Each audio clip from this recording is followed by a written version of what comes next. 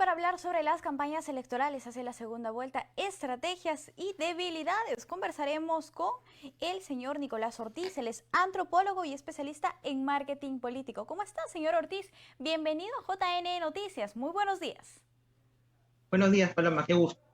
Señor Ortiz, coméntenos por favor cuáles habrían sido los aciertos, las fortalezas de estos dos candidatos que pasarían a la segunda vuelta electoral.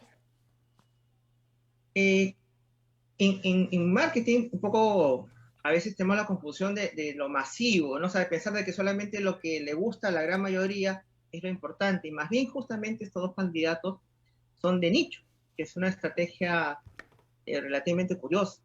Definitivamente la elección del profesor Castillo apela pues a un mensaje unívoco, ¿no? A un grupo muy determinado y fijo que es pues la ruralidad, ¿no? Que está expresada en su voto y en su discurso. También es cierto que eh, tiene un mensaje sólido, sostiene básicamente una idea, y todo lo que ha ocurrido este día es justamente verificar o confirmar si que la idea, lo que se ha plasmado en discursos, incluso en plan, es cierto, y parece ser pues, que sostiene pues una consistencia. Entonces, claramente es un público nicho, no sé decir, pero que permite identificar al sector rural, por ejemplo, de Cajamarca, una zona andina, pero sí, que no habla quechua y que no tiene pues, nevados, por ejemplo, con la zona sur o como parte de selva. Entonces, el mapa es clarísimo en ese segmento. En el otro lado, más bien, en el caso de Fujimori, es claramente que tiene un voto sólido y consistente. Es clarísimo que ha perdido pues la posición mayoritaria, la posición absoluta, ¿no? Perdió un congreso mayoritario y no ha pasado con 40% como ha sido en los procesos anteriores. Entonces, de una marca rendidora, de una manera u otra, se ha acoderado en sus mensajes básicos.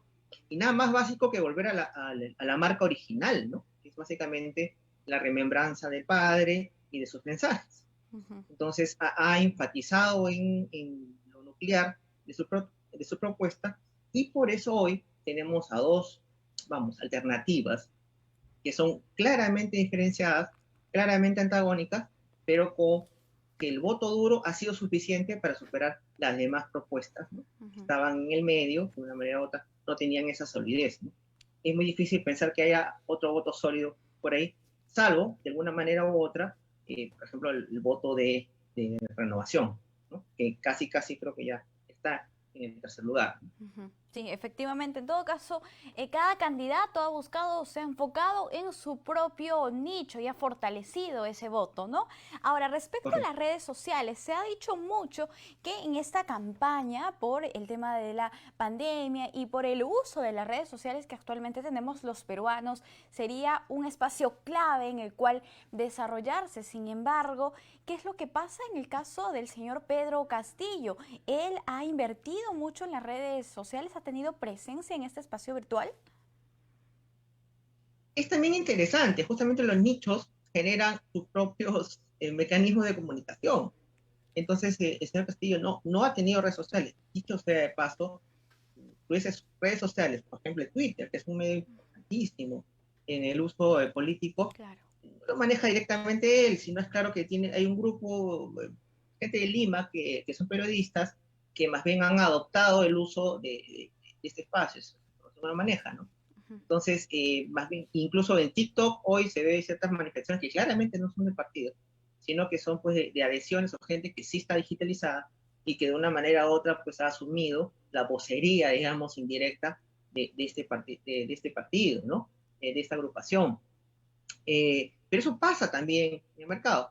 Un caso curiosísimo es, por ejemplo, de la música K-pop, es decir, nunca tuvo una presentación en medios masivos, pero hoy por hoy puedes encontrar supermercados o conciertos masivos en su momento, sin haber estado en el mainstream, se llama, ¿no? En la masividad.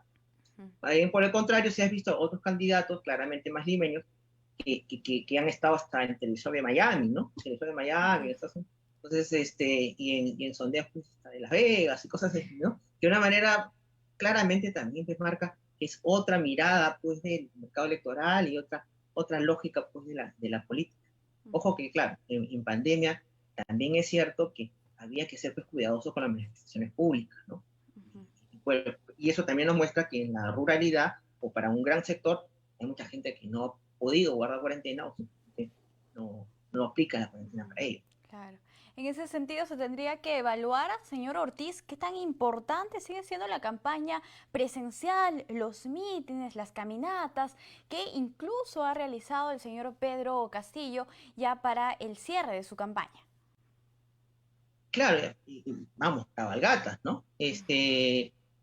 Pero creo que ahí con un sentido de oportunidad, de autenticidad, pero también esta estrategia directamente enfocó su campaña en aquellos espacios donde no estaba lo clásico y lo tradicional, ¿no?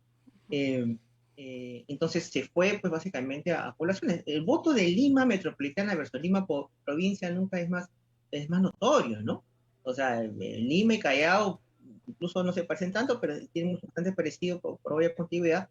Pero pues, Lima, provincia que se llama, que es esta división medio abstracta, ¿no?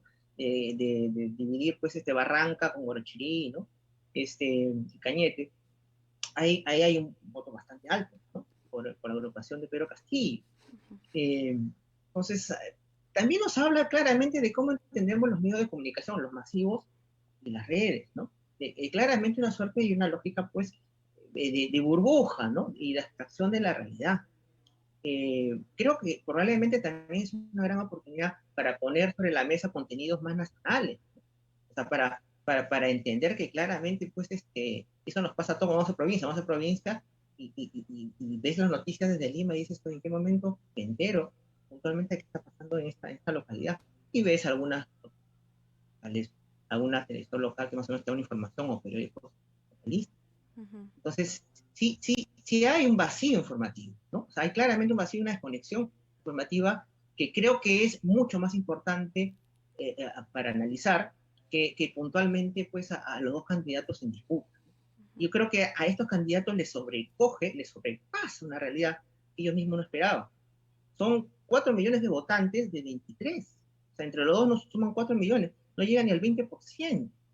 Y considerando que hay casi un 40 o 30% de ausentismo. Entonces, ahí viene algo que yo le llamo el centro radical. El ciudadano hoy, el que va a elegir, tiene que ubicarse en ese centro de una manera radical.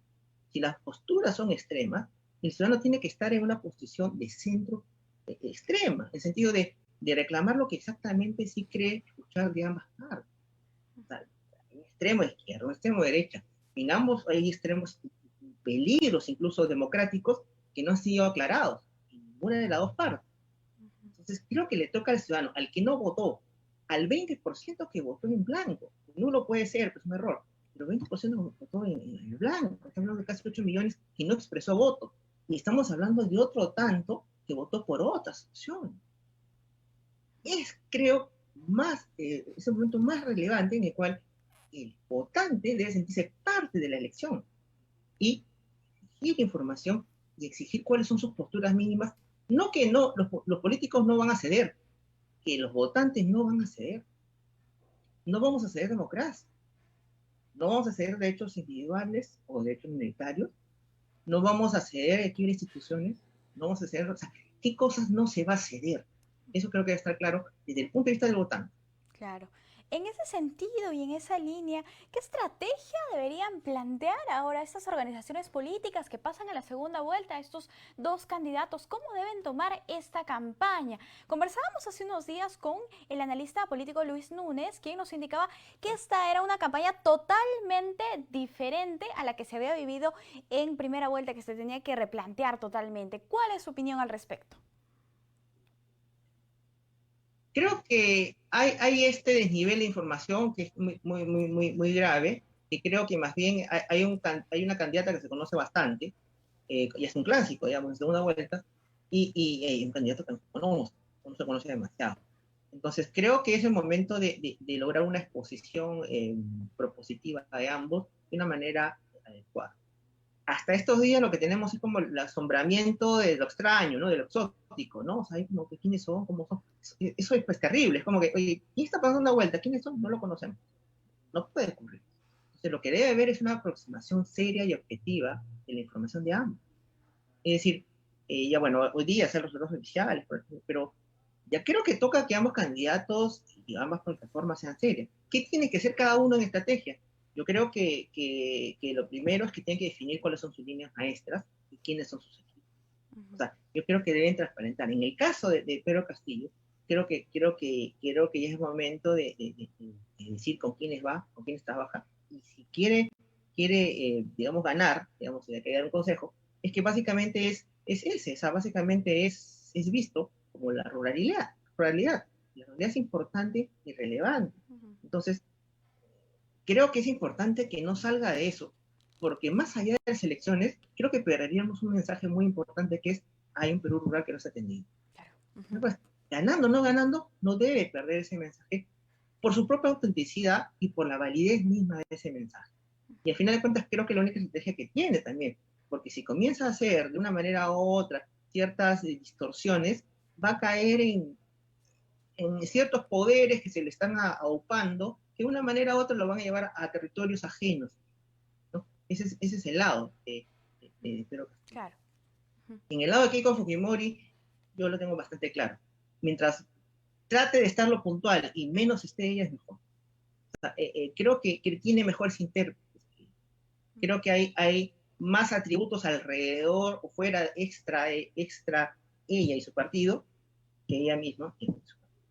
Entonces, sí, o sea, si es capaz de atraerlos a su lado, las virtudes que probablemente no son mayoría, pues en el caso de ella y su partido, creo que tiene gran opción.